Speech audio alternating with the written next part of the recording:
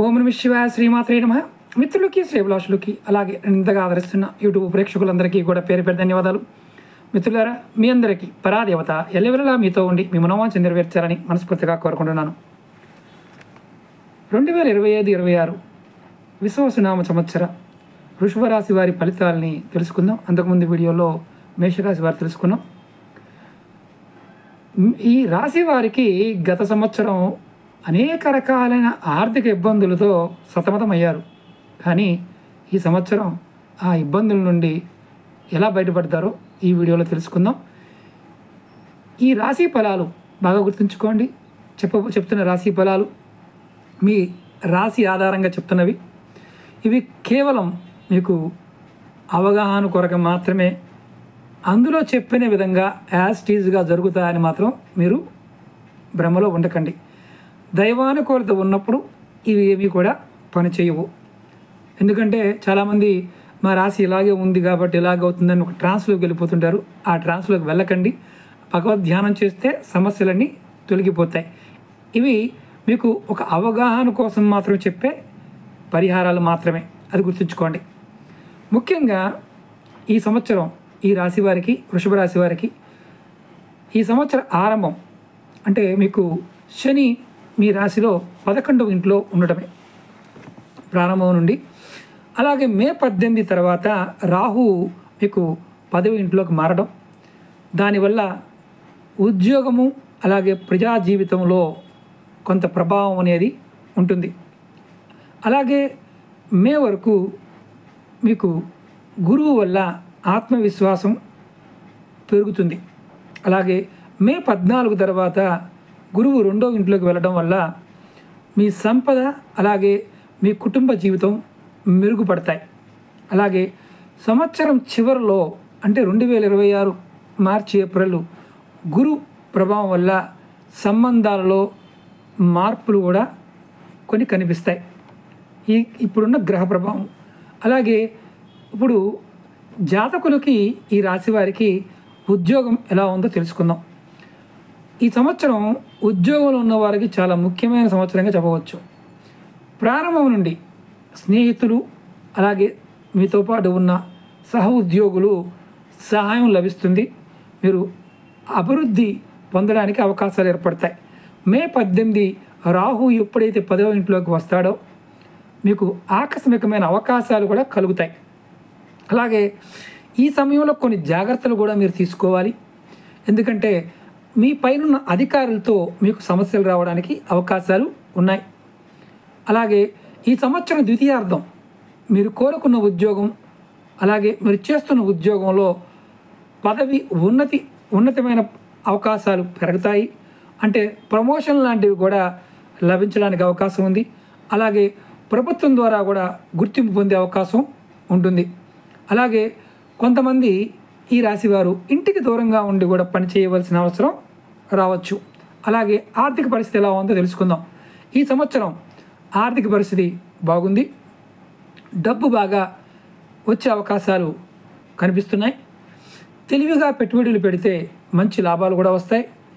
అలాగే ఈ సంవత్సరం ప్రారంభం నుండి మీకు ఊహించిన లాభాలు రావడానికి అవకాశాలు ఉన్నాయి. అలాగే స్నేహితులు అలాగే కుటుంబ సభ్యుల మధ్య ఆర్థిక సహాయం అందించడానికి అవకాశం ఉంది.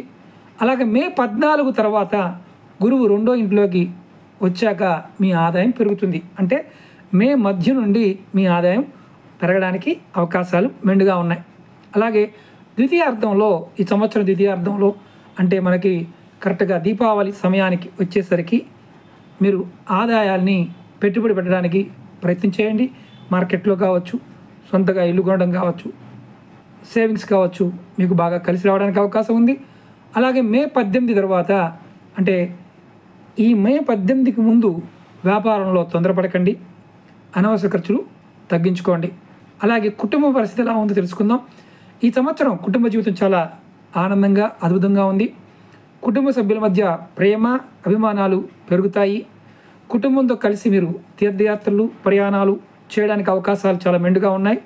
అలాగే ఈ సంవత్సరం ప్రారంభం అంటే ఇప్పుడు 29 దగ్గర నుంచి మే మధ్య వరకు కూడా ఆరోగ్య విషయంలో కొంత ఉష్ణ ప్రభావం చేత ఇబ్బందులు కలగవచ్చు, జాగ్రత్త పడటం అవసరం.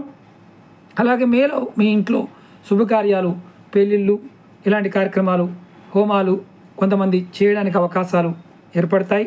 బంధువులతో సత్సంబంధాలు మెరుగుపడతాయి. మే 18 తర్వాత మీ తల్లి వారి ఆరోగ్యం కొంచెం జాగ్రత్తగా మీరు చూసుకోవాలి. ఎందుకంటే కొంతమందికి ఆరోగ్యం దెబ్బతినే అవకాశం ఉంది. సమాజంలో మీకు మంచి పేరు కూడా రావడానికి అవకాశం ఉంది. ఇప్పుడు ఆరోగ్యం గురించి తెలుసుకుందాం.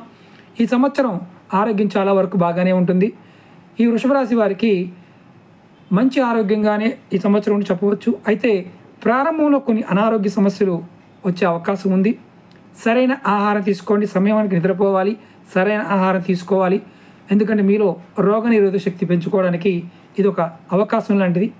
అలాగే మానసికమైన ఒత్తిడి పెరిగే అవకాశం ఉంది కాబట్టి విశ్రాంతి తీసుకోవడం కూడా చాలా అవసరం.